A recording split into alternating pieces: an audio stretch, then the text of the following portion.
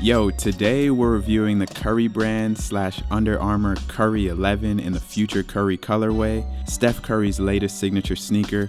We're going to dive into the details and see how these perform on court. But before we do that, just scroll a little bit and look for that button that says subscribe. That'll allow you to stay in the loop with the channel, and also hit that thumbs up. Supposedly that helps the channel grow. Anyway, so like I said, we're reviewing the Curry 11. These dropped on October 13th via the Curry brand and Under Armour site, and they're going for a retail price of $160. I mean, it is Steph. Ed Wallace did his thing on the design for these, so I'll go ahead and take you on a tour of the sneaker. Starting with the lateral side, you see that warp mesh technology.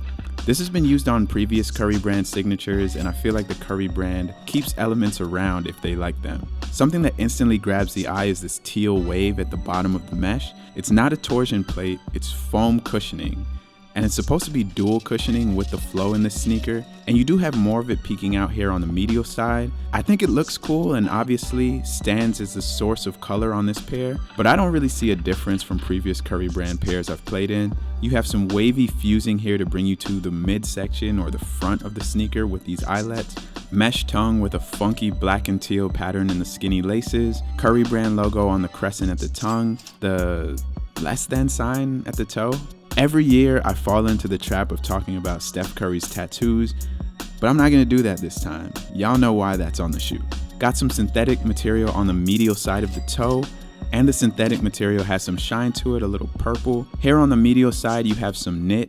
It's black with some charcoal hits, and that kind of has me excited for future colorways because I feel like you can do a lot of cool things with this knit. Also, just really noticing these shoes have a very pleasant smell. Obviously, I've played in these already, but the smell is still there. It's not the usual new shoe smell. It smells like root beer. At the rear, they have this cool iridescent TPU heel counter, and you gotta put your glasses on to see this, but it says created for the greatest shooter ever.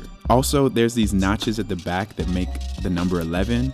Of course, this is Steph Curry's 11th signature sneaker. Also, there's 14 of these notches signifying the 14 years that Steph has played. I could be making that up, but I think that is true, right? I like the heel counter a lot because it adds some curvature to the shoe, and that piece by itself just seems futuristic. Now, I always like to leave the flow sole unit for last. It's usually a topic of debate. Some love it, some don't. I myself have been a big critic of this in the past because it's always been white. Under Armour has since experimented with it and provided it in pink, and Curry brand did kind of tease the upcoming colorways, and they show that there's a Brandon Jennings Tough Crowd collab of the Curry 11 that will have a black sole. So that's gonna be dope. But not much news to cover here on the flow sole. It's the same sole that we're used to seeing, same pattern. On the lateral side, you have some flow branding here at the front and a section over at the back with the Curry brand logo. Medial side, another Curry brand logo.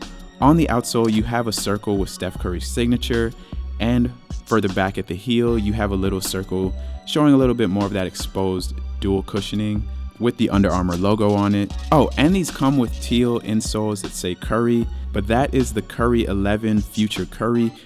Overall, I think it's a solid modern basketball shoe. Of course, it's very light since they're using the flow foam instead of rubber. It's breathable. Traction is A1, as you know.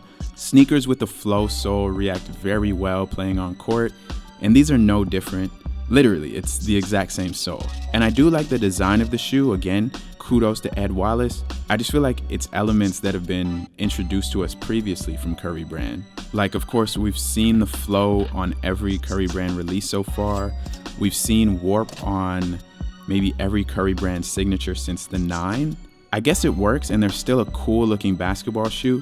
I just always want a big drastic change from one model to the next, thinking of like the Jordan signature line. But maybe that's not the way that things work in designing sneakers. For anyone considering picking up a pair, let's talk about sizing for a second. These do fit a bit snug. I picked up my regular US size 11, and my toe is right up at the tip. That's fine for me, being that I'm only playing basketball in these and I want them to hug my foot, but I certainly can't fault you for going up a half size. If you're a wide footer or just copying these for casual wear, I would probably recommend going up But yeah, I'm definitely going to throw these into my basketball sneaker rotation. I'll wear these in some games and post some footage here and on my TikTok, so you will be seeing more of these. Thank y'all for tuning in to this review of the Under Armour Curry 11. Let me know what y'all think, and if you're planning to cop. Remember to subscribe to the channel, and if you made it to this point in the video, comment Old Man Curry. Thanks again for watching. I'll catch y'all in the next one. Peace.